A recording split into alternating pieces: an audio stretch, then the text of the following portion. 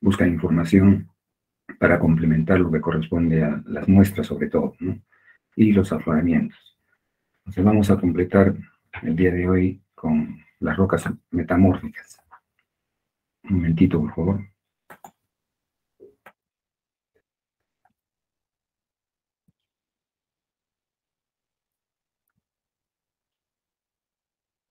Bien, tenemos la clasificación y descripción de las rocas metamórficas, o sea, cómo se clasifican y una leve descripción desde el punto de vista textural y desde el punto de vista de origen. Dice que las clases de rocas metamórficas son definidas en función de los criterios texturales y mineralógicos, o sea, en cuanto a su textura y sus componentes de mineralogía, tal como lo hemos venido haciendo en la mayor parte de las rocas ígneas sedimentarias metamórficas ahora. Siempre hacemos un rasgo de diagnóstico y tenemos los minerales o texturas complementarias que complementan la descripción en sí de la muestra, ¿no? Que generalmente se reconocen en los ejemplares de mano. Los caracteres mineralógicos y texturales sobre los que se basa la clasificación han sido seleccionados para agrupar hasta donde sea posible rocas de parentesco similar, ¿no? Entonces vamos a revisar la tabla correspondiente en clase, en aula, y se van a dar cuenta que se han unido básicamente en base a tipos de metamorfismo y agrupados texturalmente o mineralógicamente. De esa manera es mucho más fácil de recordar y de reconocer este tipo de rocas, ¿no? Pero realmente son las más complejas en cuanto a su origen y en cuanto a su reconocimiento, ¿no? Hay que tener una agudeza bastante desarrollada para poder identificar a veces este tipo de rocas. Dice, posibles rocas de parentesco similar que han sido metamorfoseadas bajo condiciones semejantes. Bien, dice clases texturales, ¿no? Clases texturales. Vamos a iniciar el estudio de las rocas metamórficas desde el punto de vista textural. O sea, cómo están engarzados sus componentes mineralógicos, cómo es que se ha distribuido este tipo de minerales en base a la presión y temperatura. Entonces, se han dividido en casi lo mismo que corresponde a la clasificación de las rocas en cuanto a sus componentes mineralógicos. Vamos a revisarlo y ustedes se van a dar cuenta que hay mucha similitud. Simplemente aquí en textura vamos a ver cómo lo describe. Y los hemos agrupado, por ejemplo, en corneanas, pizarras, filitas, o sea, el nombre que corresponde a la roca, pero desde el punto de vista textural. Las corneanas, dice, son rocas no esquistosas, compuestas de un mosaico de granos equidimensionales sin orientación preferente. Son productos de metamorfismo de contacto. Fíjense la descripción, ¿eh?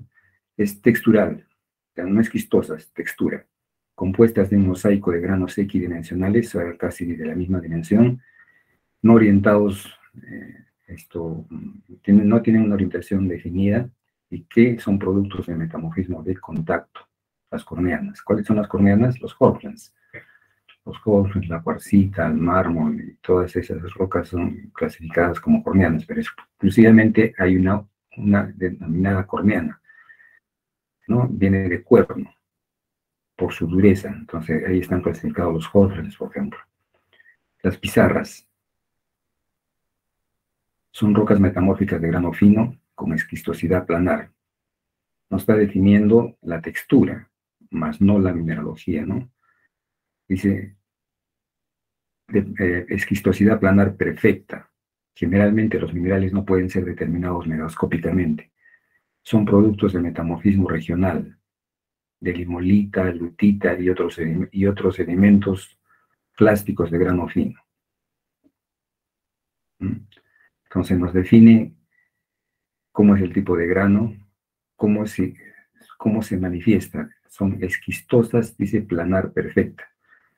¿Y por qué proviene y por qué se le define texturalmente así? Porque provienen justamente, dice, de metamorfismo regional de limolita, lutita y otros sedimentos clásticos de grano fino. Clásticos, no dicen no clásticos, sino clásticos. Limolita, lutita, argilitas, ¿no? De todas ellas provienen, por eso presenta esa esquistosidad planar perfecta.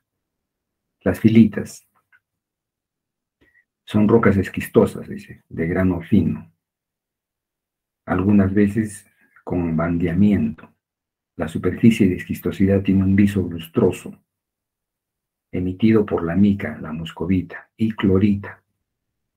Las filitas tienen el mismo origen que las pizarras, pero el tamaño de grano es algo más vasto, o sea, más grande, ¿no? Ligeramente más grande. Entonces uno puede confundirse entre una pizarra y una filita, porque tienen las mismas características, son esquistosas, presentan casi esa dirección en la cual se orientan los planos de los estratos anteriores, ¿no? Porque el protolito o la premetamórfica son nombres que vamos a repetir constantemente. Protolito o premetamórfica es la roca antecesora o la predecesora a la que se convierta luego en roca metamórfica. Entonces, como que generalmente las rocas metamórficas provienen, en este caso, de las pizarras y las filitas, de rocas como lutitas, limolitas, arcillas, argilitas, esquistos arcillosos, entonces casi todos tienen esa misma esquistosidad, casi planar en algunos casos, pero en este caso dice tiene un viso lustroso, eso lo diferencia.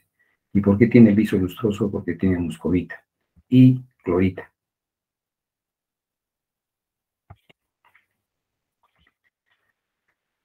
Bien, tenemos otra roca desde el punto de vista, estamos describiendo desde el punto de vista textural, recuerden, ¿no? Los esquistos son rocas fuertemente esquistosas, generalmente con buena exfoliación lineal, en la que el grano es suficientemente grueso para que permita la fácil identificación de los principales minerales componentes de los ejemplares de mano. No necesariamente a veces, ¿no? Porque no presenta, como vamos a revisar en la tabla en aula, los esquistos se clasifican en una serie hasta de 7 o 8 tipos de esquistos.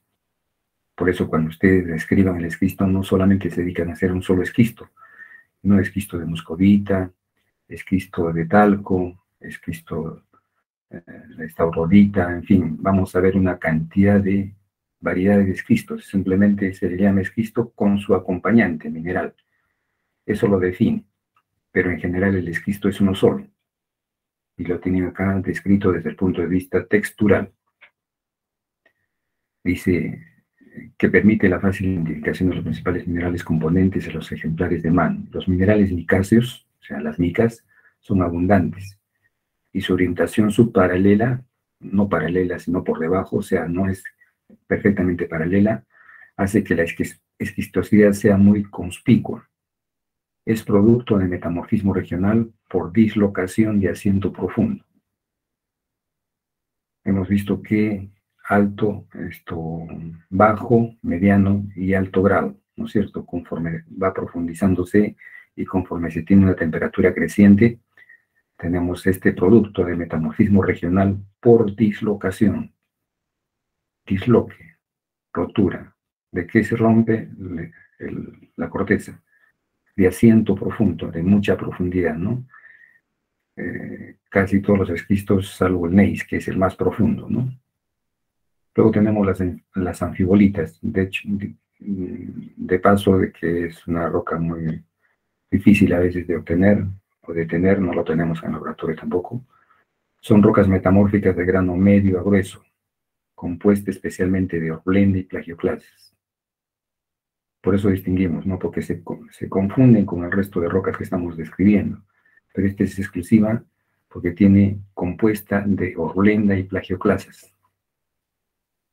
Su esquistosidad es debido al alineamiento de prismas de horblenda. Es menos evidente que los esquistos típicos. Son productos del metamorfismo regional de medio a alto grado, ¿no? Me lo describe claramente dónde voy a encontrar este tipo de rocas, donde ha sufrido metamorfismo regional y de asiento profundo, o medio a alto grado, ¿no? Ahí vamos a encontrar las anfibolitas. Recuerden que se le diferencia del resto. ¿Por qué? Porque la plagioclase, la horblenda, da este tipo de esquistosidad. y se alinean, ¿no? En forma de prismas de Orblenda. Dice, ¿quién genera estos prismas? La Orblenda. Ya tenemos conocimiento de las plagioclasas, tenemos conocimiento de la Orblenda, tenemos los olivinos, tenemos del grupo de esto correspondiente a cada uno de los minerales que hemos revisado en las rocas ígneas, sobre todo, ¿no? Bien, lo único que estamos haciendo es repasar lo que ya conocemos, pero en este caso, cómo se da el origen, cómo se alinean, cómo se forman, qué minerales los representan, en este caso específico, ¿no? De las anfibolitas, Orblenda y plagioclasas. Y generaliza, ¿no? Recuerden que la plagioclasas es la mezcla de la albita y la nortita. Todo ese tipo de cambio o intercambio entre la Orblenda, la albita y la nortita da lugar a las plagioclasas, ¿no? A esa mezcla isomórfica que se denomina. Y luego tenemos el gneiss, ¿no? No se pronuncia gneiss, sino gneiss. Incluso algunos lo escriben como se pronuncia, ¿no? Gneiss. Son rocas irregularmente bandeadas. Texturalmente, ¿ah? O sea, ¿cómo lo reconocemos texturalmente? O sea, por su forma, ¿cómo lo vemos? De grano grueso, en las cuales la esquistosidad está más bien pobremente definida, debido a la preponderancia de feldespato y cuarzo. O sea, se supone que tiene feldespato potásico mayormente, o feldespato generalizado, y cuarzo sobre los minerales micáceos. Son productos de metamorfismo regional de alto grado. ¿Mm? O sea, lo más profundo que podemos encontrar dentro del estudio de las rocas metamórficas, de acuerdo a la clasificación que hemos revisado, epizona, mesozona, catasona, se refiere al comportamiento de presión-temperatura y que están los más profundo posible, ¿no? Por eso menciona metamorfismo de alto grado. Ya lo hemos revisado en los videos, lo hemos revisado en la clase anterior, incluso les había manifestado que en el libro de Wang tienen que leer definidamente qué es la epizona, qué es la mesozona, qué es la catasona, ¿no? Como producto del aprendizaje que ustedes tienen que realizar, ¿no? Bien, entonces hasta la fecha tenemos 6 tipos de rocas revisadas desde el punto de vista textural, ¿no? Bien, tenemos las granulitas, otro tipo de rocas difícil de conseguir, simplemente desde el punto de vista, digamos, teórico, pero que existen en nuestro planeta, ¿no?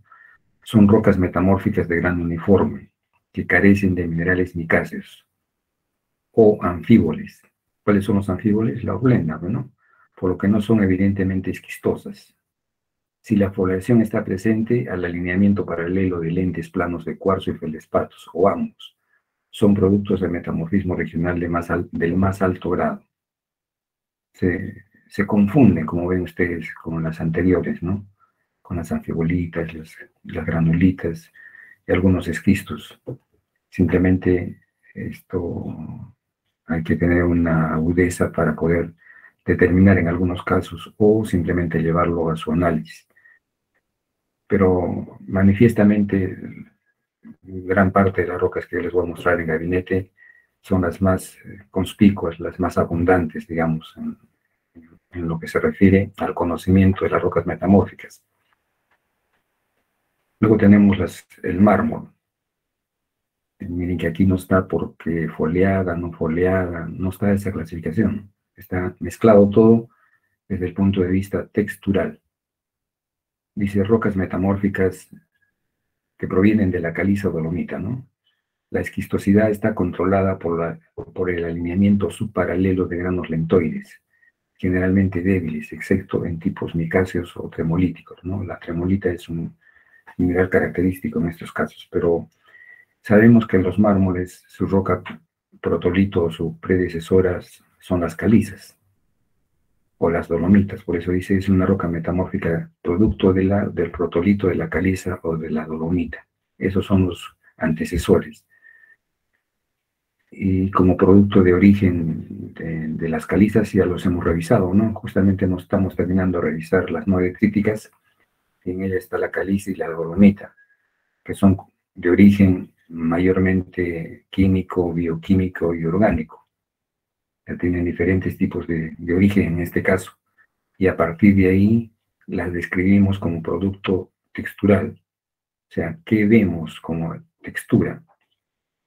Como distribución o engarzamiento de sus cristales, o no cristalina en cuanto a su composición, cómo se manifiestan. Dice, la esquistosidad está controlada por el dañamiento subparalelo de granos lentoides, generalmente débiles debido, excepto en tipos micáceos supremolíticos, ¿no? Bien, las milonitas son roca de grano fino, resultan de una granulación extrema, ¿no? Dice, los rasgos característicos son, con aspecto pedernaloso, de un pedernal, ¿no? Bandeado, en forma de fibras u ojos, lentes no detríticos de la roca original. Son producto de la dislocación extrema. Se da en zonas de fallamiento. Bien, vamos a revisar incluso, ¿no? Les he preparado algunas de las muestras más representativas que tenemos en el laboratorio, algunas, las más importantes, y entre ellas mencionamos esta, ¿no? Mencionamos, a pesar de que no la tenemos en el laboratorio, lo mencionamos porque es importante, porque es una de las rocas que se presentan mayormente en donde hay una dislocación profunda, o sea, un rompimiento de la corteza y que genere este tipo de resultado. ¿Qué presentan? Dice aspecto pedernaloso, bandeado en forma de fibras u ojos. Son productos de la dislocación extrema en la zona de fallamiento, ¿no? O sea, tenemos hasta la 9, que son las milonitas, y nos faltaría la 10, las filonitas. Como se dan cuenta, nombres que casi coinciden. Son ligeras diferencias que son difíciles de distinguir a simple vista, ¿no? Pero las estudiamos teóricamente para conocer todo el conjunto que existe en la naturaleza. Rocas macroscópicamente semejantes a las filitas de las filonitas, por eso viene de filita, en este caso filonita. Y en algunas ocasiones se confunden, pero son formadas más o menos en forma igual a las milonitas, por granulación de rocas inicialmente vasta. La reconstitución química está muy avanzada y tiende a dar películas de mica, untuosas al tacto, a lo largo de los planos de esquistosidad. Por eso se confunde, ¿no? En este caso, la filita con la filonita. Simplemente la diferencia es que, dice, son en forma igual a las melonitas, por granulación de rocas inicialmente vasta. La reconstitución química está muy avanzada y tiende a dar películas de mica untuosa, ¿no? Untuosas al tacto. Esta untuosidad lo genera la mica, ¿ya? Como debido a lo largo de los planos de esquistosidad. Entonces, simplemente desde el punto de vista teórico hemos revisado las principales rocas existentes en nuestro planeta. En nuestro gabinete solo tenemos algunas de ellas, ¿no? Bien, ahora sí vamos a ingresar a cómo es que se reconocen en algunos casos estas rocas. Dice minerales corrientes de las rocas metamórficas. Yo lo he reconstituido de otra forma, tal como no está en la bibliografía o ninguna de las bibliografías que ustedes van a encontrar, no está agrupado de esta forma. Yo he preferido el mineral y la roca, o sea, agruparlo desde el punto de vista mineralógico, la actinota o la actinolita, ¿no? Ustedes imagino que lo han revisado en el curso respectivo, ¿no? La actinota se llama actinota, actinolita, es fácil de reconocer, ¿no? De color verdoso, de forma circular, y por eso se llama la actinolita, no actinota. ¿Dónde lo encontramos? En pizarras, gneiss y cuarcita. Ven, yo lo he preferido agrupar de esa manera. En pizarras, gneiss y cuarcita, la actinota. La clorita está en las filitas y las pizarras. El cuarzo está en las pizarras, en el gneiss y cuarcita. Como ven ahí, yo he empleado gneiss en vez de gneiss, gneiss, ¿no? Cuarcita. El dióxido, sabemos que el dióxido, la bistena, la taurolita, son granates. el dióxido en los mármoles, la distena en las pizarras, la estaurolita en las pizarras. Los feldespatos, sobre todo en contacto regional magmático. ¿Mm? O sea, que está en contacto con el magma, a eso se refiere, ¿no? Grafito, algunas pizarras y mármoles. Granate, pizarras, mármoles y filitas. La horblenda en rocas básicas metamorfizadas. La mica en pizarras y gneiss. El olivino en mármoles. La serpentina, talco, mármoles y pizarras. Como ven, si ustedes, yo le he preferido agrupar de esta manera porque es fácil, casi todos tenemos o se tiene la misma generalidad. Como así? La actinota, pizarras, gneiss, cuarcita. Serpentina, talco, mármoles, pizarras. Mica, pizarras. Granate, pizarras. Grafito, pizarras. Estaurolita en pizarras. Distena en pizarras. Como ven, es difícil de poder definir a simple vista mucho de esto. Entonces, yo he preferido hacer la diferencia desde el punto de vista textural, que es mucho más fácil reconocer una muestra. Y es lo que acabamos de hacer, o sea, ¿qué es lo que vemos, no? Esquistosa, de grano vasto, qué apariencia tiene. No, incluso no mencionamos mucho, ¿no? Algunos minerales como los más fáciles de reconocer, la mica, la horblenda, la clorita, ¿no? El cuarzo, los feldespatos son fáciles de reconocer. En cambio, para reconocer una distena, la estaurolita también, ¿no? Por su forma como se presenta la estaurolita, en forma de cruz. Son fáciles a veces de reconocer, pero la mayor parte de muestras que tenemos nosotros lo vamos a reconocer por la parte textural, ¿no? Bien, esto no está en One, por si acaso, otra literatura, he preferido tomarla porque es más fácil reconocer desde el punto de vista textural que desde el punto de vista mineralógico, porque no se visualiza a veces, como los minerales están orientados paralelamente en algunas ocasiones, no se les puede identificar porque están alargados, alineados o a veces entrecruzados, ¿no? Hay una clasificación que no la he preferido usar porque confunde, ¿no? Lepidoblastos, todo referido a blastos. He preferido evitar esa nomenclatura para evitar confusión. Simplemente yo estoy aplicando el tipo de cómo lo vemos, qué color tiene la muestra, ¿no? Va a tener un color verdoso, un negruzco, su clase textural en cuanto a su alineación paralela, subparalela, planar perfecta, ¿no? Todo lo que hemos revisado y ustedes han podido apreciar está definiendo la roca desde el punto de vista de textura, muy poco desde el punto de vista mineralógico. Bien, y este cuadro que les acabo de presentar es para tener en mente qué tipos de minerales se presentan en las rocas metamórficas, y lo he agrupado de esa manera. Y es repetitivo, ¿no? Pizarras, filitas, pizarras, cuarcita, árbol, dióxido, ¿no?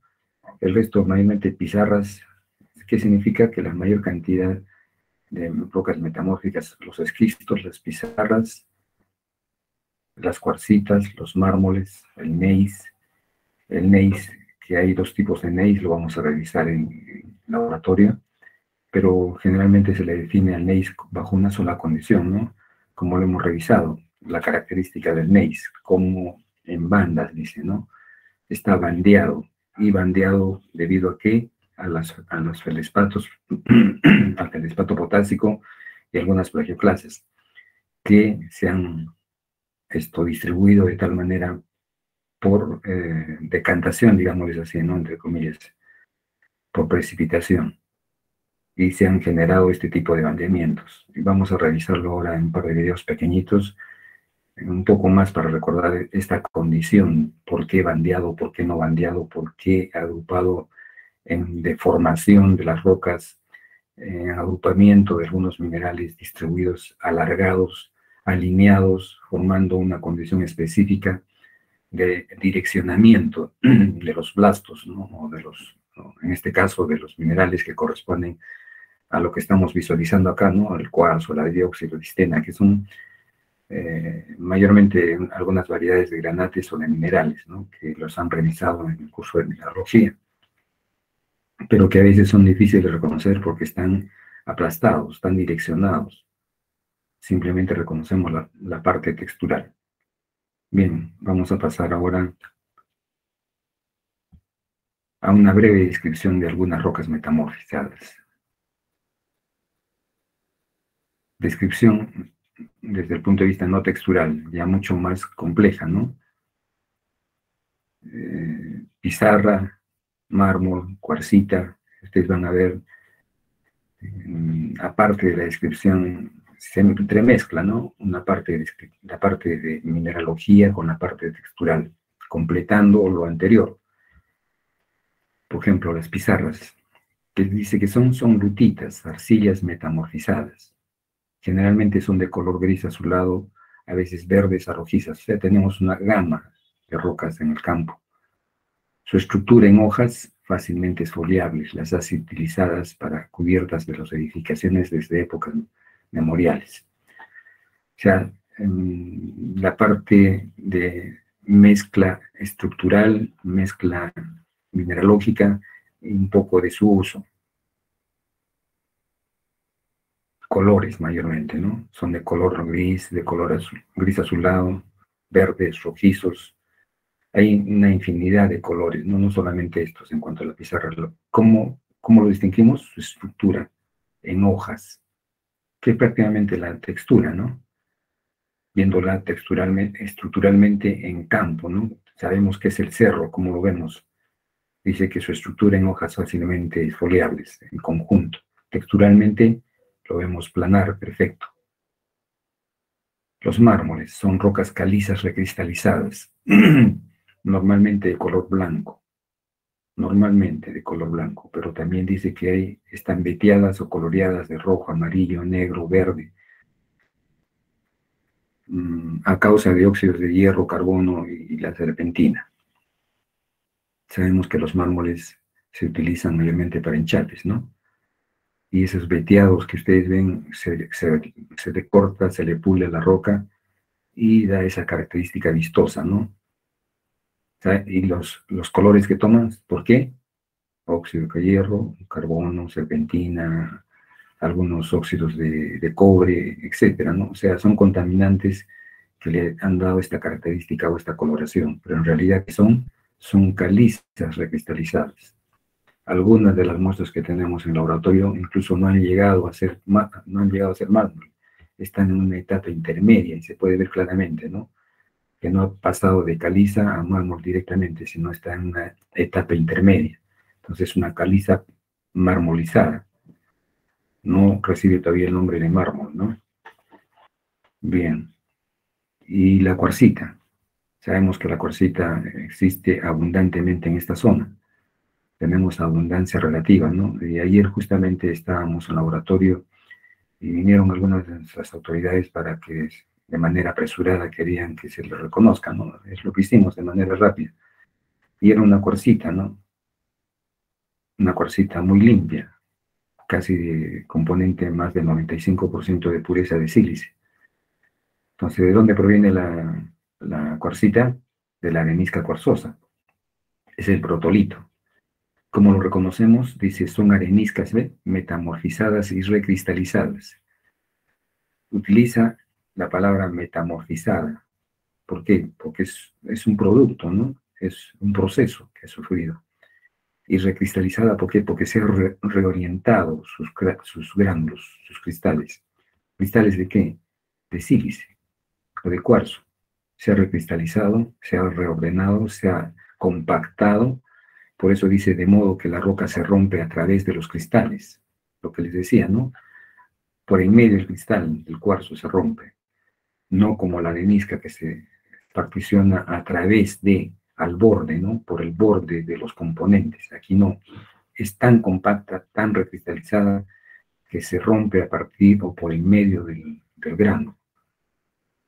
Dice, y no como la arenisca por el límite entre los granos y el cemento. Las cuarcitas, así como los mármoles, forman rocas metamórficas masivas y resistentes. Bien, tenemos depósitos importantes, eso me imagino que es parte del trabajo de ustedes, los afloramientos, pero lo que sí sé y les digo es de que existe una buena cuantía, ¿no? Incluso lo trabajan para una empresa de acá de la zona de Hilo. Entonces, lo que interesa es el reconocimiento de este tipo de rocas, ¿no? Fácilmente, de manera fácil. ¿Cuál es? Es identificar el origen. ¿Cuál es el origen? Las areniscas corsosas. Y automáticamente determinar que cuándo es una arenisca y cuándo es una cuarcita. Porque si ustedes ven una muestra de la arenisca, a veces se asemeja mucho a la cuarcita. O sea, simplemente lo muy compacto que se encuentra esta roca, ¿no? Está recristalizada, recuerden, metamorfizada y recristalizada, reordenada, totalmente compacta, ¿no? Difícil de particionar a veces, ¿no? Como muchos de ustedes vieron ayer, que trataban de particionarla y salía hasta chispas, ¿no? Es producto del contenido de su compacidad, no está muy compacta, ¿no? Bien, entonces tenemos pizarra, mármol, cuarcita.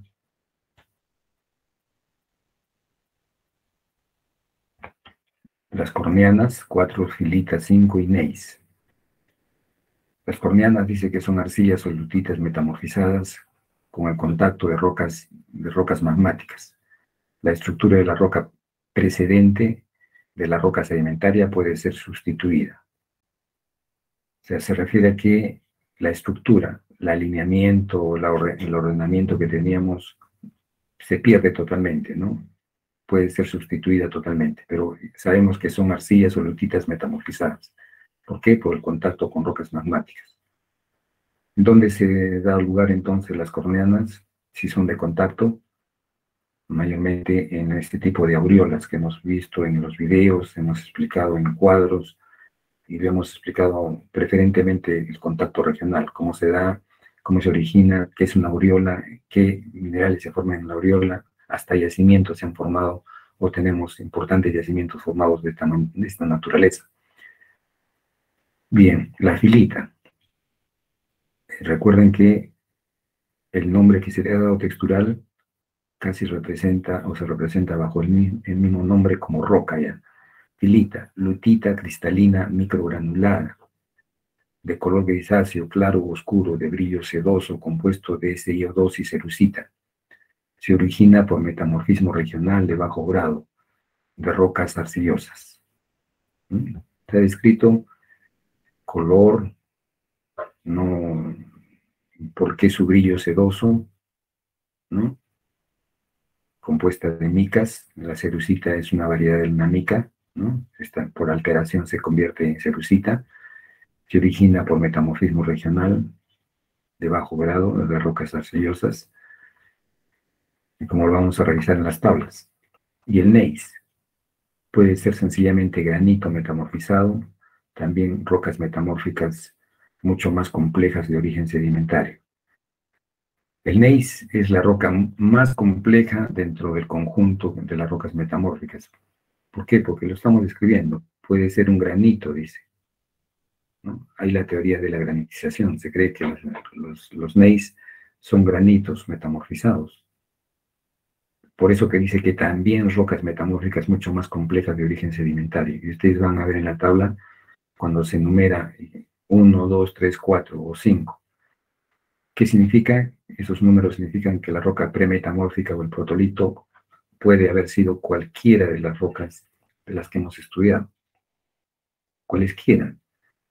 Puede ser originada de un granito, puede ser originada de una lutita, puede ser originada de una cuarcita, en fin, no se tiene definido todavía muy bien esta parte de este tipo de roca, el gneiss. Es muy complejo, ¿no? Totalmente complejo. Tal es así que esta parte final es una clase bastante corta la que tenemos hoy día.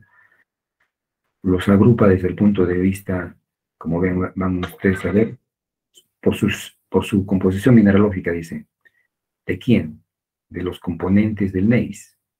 Hemos descrito el gneiss, su origen, y hemos manifestado que es de origen complejo, muy complejo, mucho más complejo, dice, de origen sedimentario. Y más abajo dice, según su composición mineralógica, ¿Cómo los tenemos? Como gneiss rhyolítico, gneiss granítico, gneiss anfibolítico, gneiss muscovítico, gneiss bimicáceo. Bimicáceo es las dos micas conocidas, la biotita y la muscovita. Y desde el punto de vista que hemos mencionado, gneiss rhyolítico, gneiss granítico, gneiss anfibolítico. ¿Por qué? Porque se le da el nombre de su composición: rhyolítico, gneiss granítico, gneiss anfibolítico, gneiss muscovítico, gneiss bimicáceo. Como ven, muy, pero muy complejo sus orígenes del gneiss. Luego dice, según su estructura y textura. Seguimos sobre el gneiss. He preferido ampliar esto porque es una de las rocas más complejas. Gneiss filoniano, con grandes intrusiones de minerales. Otro, del mismo origen, ¿no? Filoniano, con estructura pizarrosa o fibrosa. Gneiss escamoso, con estructura escamosa. Como ven, es bastante complejo el gneiss.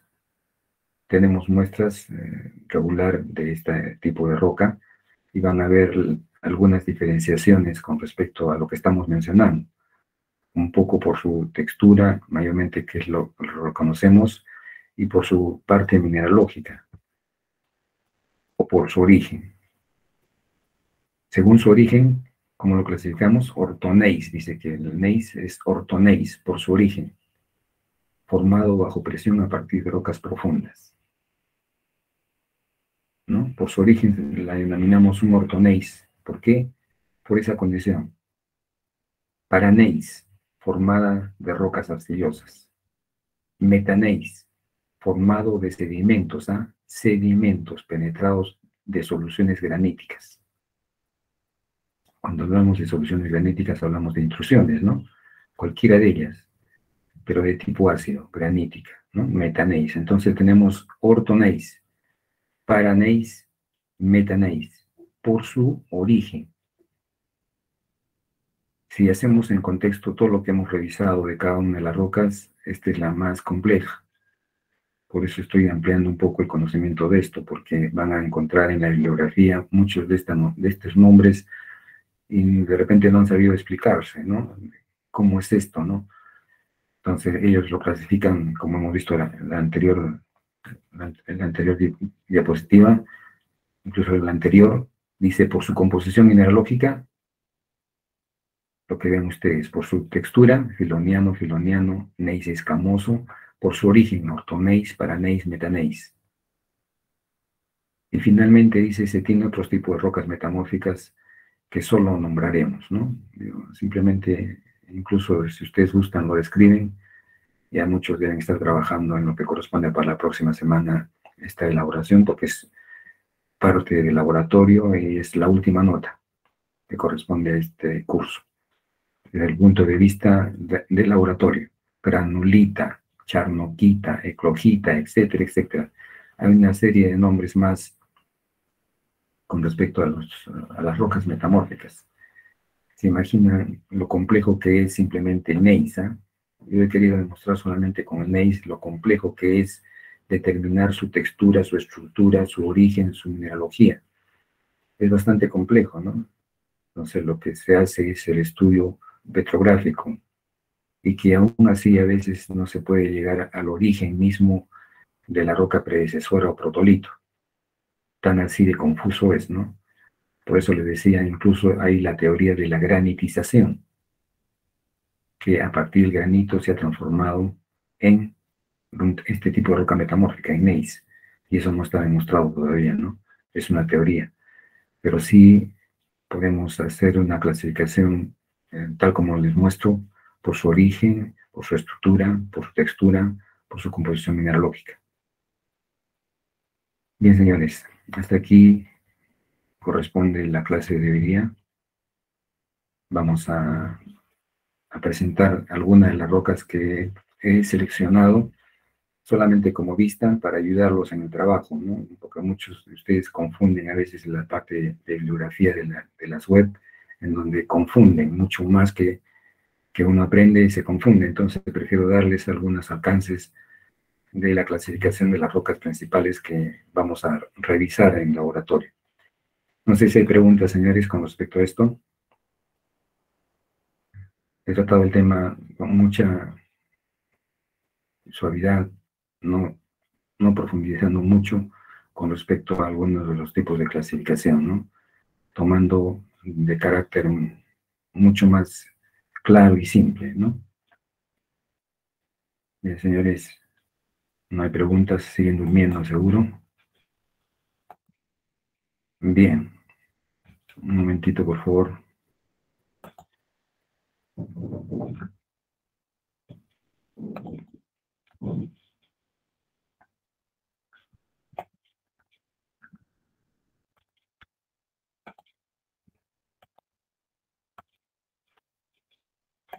Bien, solamente he tomado la muestra como rocas metamórficas, la pizarra, tienen la filita, tienen un esquisto, un gneiss, una migmatita, una anfibolita, un mármol, rocas no foliadas, no las anteriores eran las foliadas, mármol, la cuarcita, Horfels o corneana, ¿no? Hemos visto ahí las corneanas o Horfel y lo vamos a identificar en la tabla. Eso lo vamos a revisar en la parte práctica, no aquí. La brecha de falla que les mostré la última vez, alguien me preguntó, y la milonita, ¿no? Hemos descrito la mayor parte de estas muestras que les he presentado. Solamente he querido mostrarles para que no se confundan: brecha de falla, Horfels, cuarcita, mármol, como no foliada, anfibolita, migmatita, gneiss, esquisto, filita y pizarra, ¿no? Como ven, muchas de ellas en laboratorio vamos a poder revisar con mayor detenimiento y ustedes se van a encargar de escribir como lo que estamos haciendo, ¿no? Con la ficha número 4. De paso que simplemente ustedes lo describen, lo ejecutan y descifran de qué se trata cada una de estas muestras, ¿no? Bien, ahora sí pasamos a la otra parte que corresponde a unos pequeños videos, no más de 6 minutos, creo. Un momentito, por favor.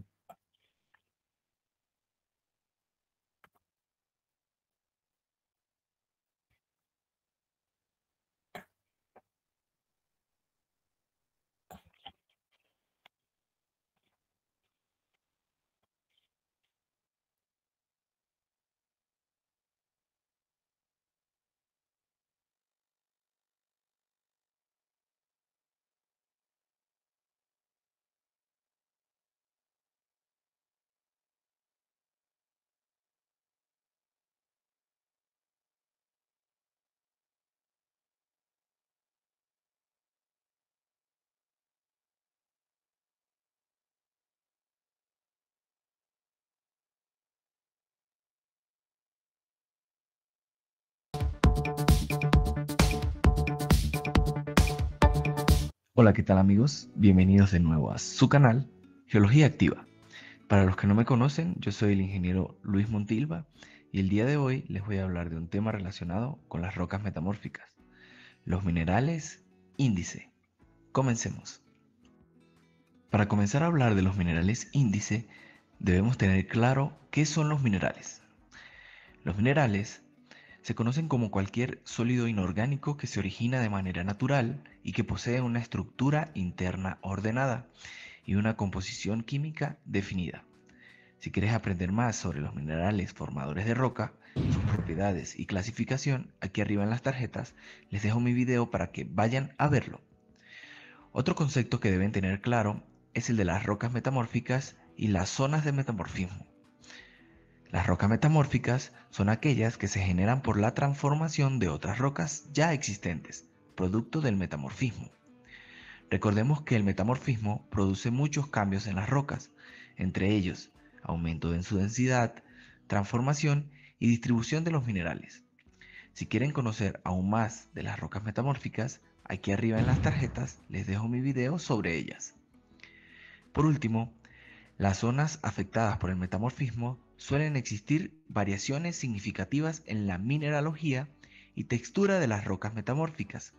Esto es debido a que los esfuerzos diferenciales y el calor que actúa en un área que está siendo metamorfizada no es homogéneo en su totalidad.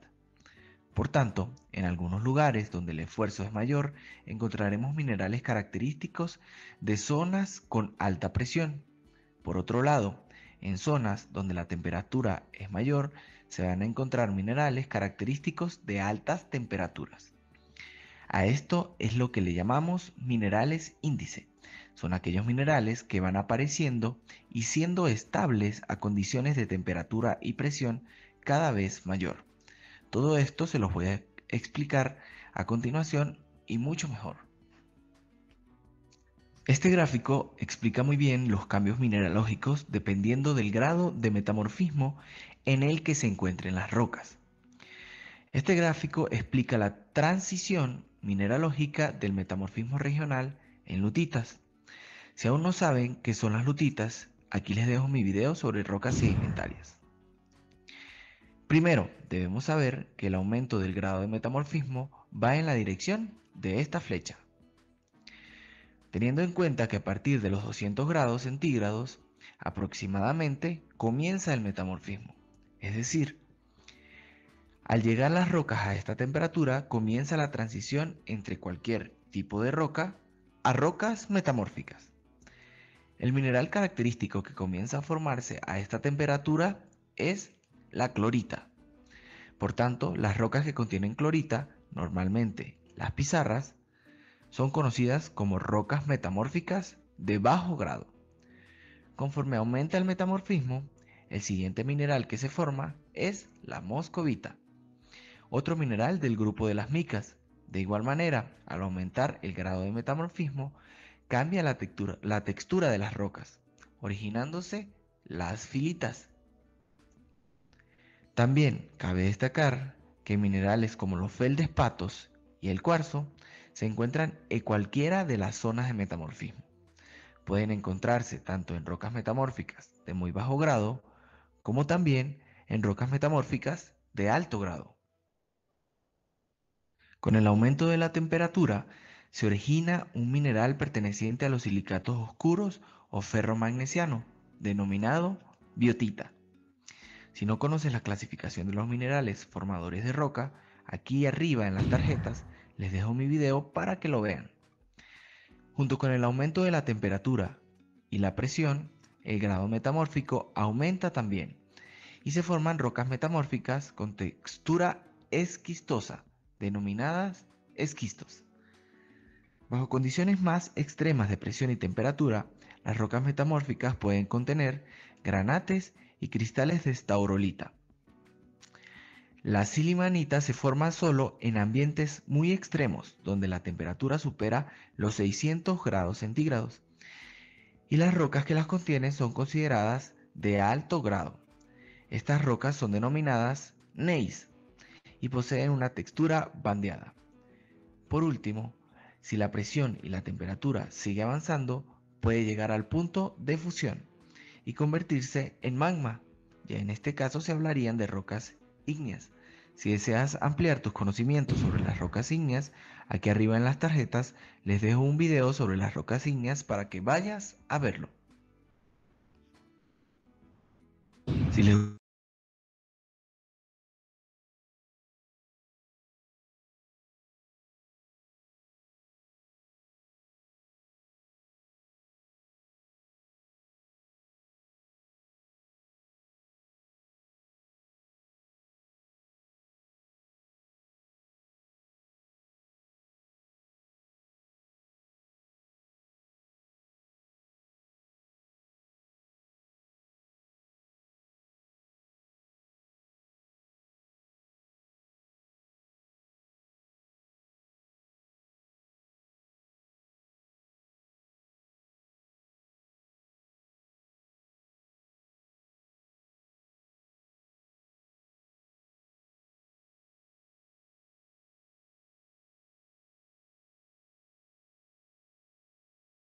El metamorfismo es la transformación de un tipo de roca en otro. Estas rocas se forman a partir de rocas preexistentes que han sido alteradas por agentes del metamorfismo, como el calor, la presión y los fluidos químicamente activos.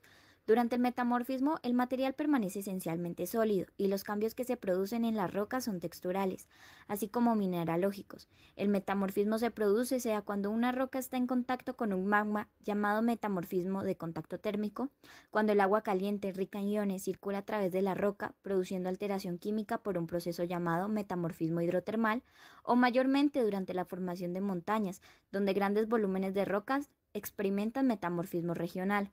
La composición mineral de la roca original determina en gran medida el grado en que cada agente metamórfico provoca cambios.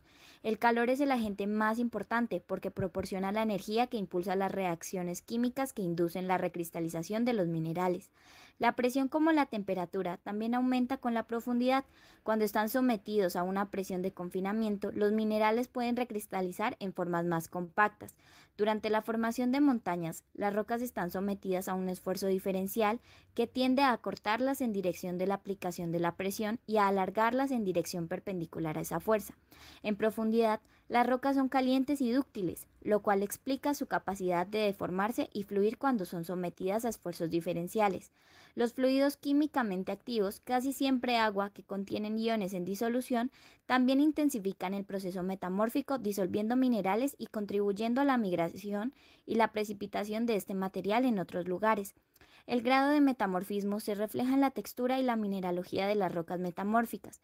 Durante el metamorfismo regional, las rocas suelen desarrollar una orientación preferente denominada foliación, en la que sus minerales planares y alargados se alinean. La foliación se desarrolla conforme los minerales planares y alargados rotan en una alineación paralela, recristalizan y forman nuevos granos que muestran una orientación preferente o se deforman plásticamente y se convierten en partículas aplanadas con una alineación planar. La pizarrosidad es un tipo de foliación en el que las rocas se separan limpiamente en capas delgadas a lo largo de superficies en las que se alinean los minerales planares. La esquitosidad es un tipo de foliación definido por alineamiento paralelo de los minerales planares de grano medio a grueso. Durante el metamorfismo de grado alto, las migraciones iónicas pueden hacer que los minerales se agreguen en capas o bandas diferenciadas. Las rocas metamórficas con una textura bandeada se llaman génesis. Las rocas metamórficas compuestas por un solo mineral que forman cristales equidimensionales suelen tener un aspecto no foliado. El mármol, caliza metamorfizada, no foliado. Además, el metamorfismo puede inducir la transformación de minerales de baja temperatura en otros de alta temperatura y a través de la inducción de iones de las soluciones hidrotermales generar nuevos minerales, algunos de los cuales forman menas metálicas importantes desde el punto de vista económico. Las rocas metamórficas foliadas comunes son las pizarras, las filitas, varios tipos de esquisitos como los micaesquisitos granatíferos y los gneisses. Las rocas no foliadas son el mármol y la cuarcita. El metamorfismo de contacto se produce cuando las rocas están en contacto con un cuerpo ígneo, lo cual se traduce en la formación de zonas de alteración alrededor del magma llamadas aureolas. La mayoría de las rocas metamórficas de contacto son rocas de grano fino, densas y duras de composición químicas diversas. Dado que la presión dirigida no es un factor importante en general, estas rocas no son foliadas. El metamorfismo hidrotermal se produce cuando los fluidos calientes y ricos en iones circulan a través de la roca y causan alteraciones químicas de los minerales constituyentes. La mayor parte de la alteración hidrotermal ocurre a lo largo del sistema de dorsales centrooceánica, donde el agua marina migra a través de la corteza oceánica caliente y altera químicamente las rocas basálticas recién formadas. Los iones metálicos que son arrancados de la corteza acaban transportándose al fondo del océano, donde precipitan en las fumarolas oscuras y forman depósitos metálicos. El metamorfismo regional tiene lugar a profundidades considerables sobre una zona extensa y está asociado con el proceso de formación de montañas. Suele haber una gradación en el metamorfismo regional, de forma que la intensidad del metamorfismo se refleja en la textura y la mineralogía de las rocas. En los ambientes metamórficos más extremos, las rocas llamadas migmatitas se encuentran en una zona de transición en algún lugar entre las rocas ígneas SS y las rocas metamórficas SS. En Mercado Libre está el regalo de tu tía, tu hermano, tus papás, tu jefe y el tuyo. Cómprenla. Bien, señores. No sé si hay preguntas para ir definiendo respecto al curso. Hasta aquí la clase de hoy día correspondiente a breve descripción de las rocas metamórficas. El resto se los dejo a ustedes para el trabajo complementario para la semana que viene, la semana del 27. Toda la semana vamos a hacer rocas metamórficas en los grupos distribuidos en los 4 grupos y fijaremos el examen práctico para la semana siguiente. Y el examen final que lo fijarán ustedes y mientras su delegado me harán conocer la fecha y hora que corresponde a este curso. No sé si hay preguntas relacionadas al curso o algo que quieran aclarar, señores.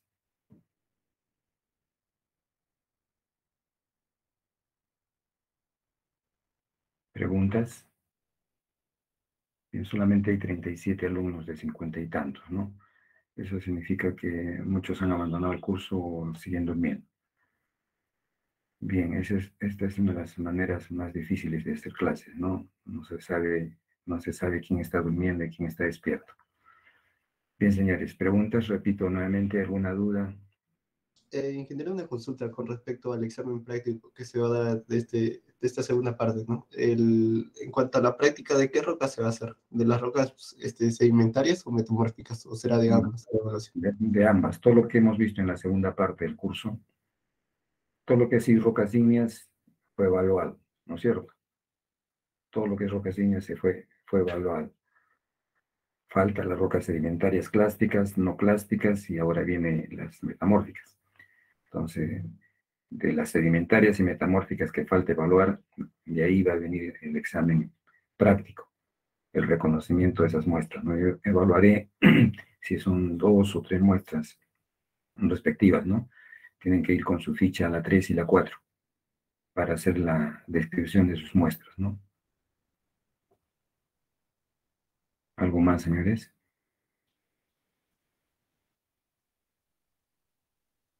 Bien, no habiendo más entonces le dejo el encargo al señor Eduardo de buscar de buscar la fecha respectiva al examen. Si quieren lo adelantan también, porque todavía falta ese examen y el sustitutorio.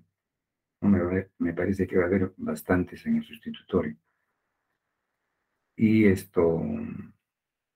simplemente eso, ¿no? Hasta aquí nuestro curso. Fijan la fecha, y lo que es el examen práctico es para la primera semana aproximadamente de enero. Y bueno, simplemente desearles una feliz Navidad y un año nuevo. Eso sería todo, señores. Sí, dime, Abad.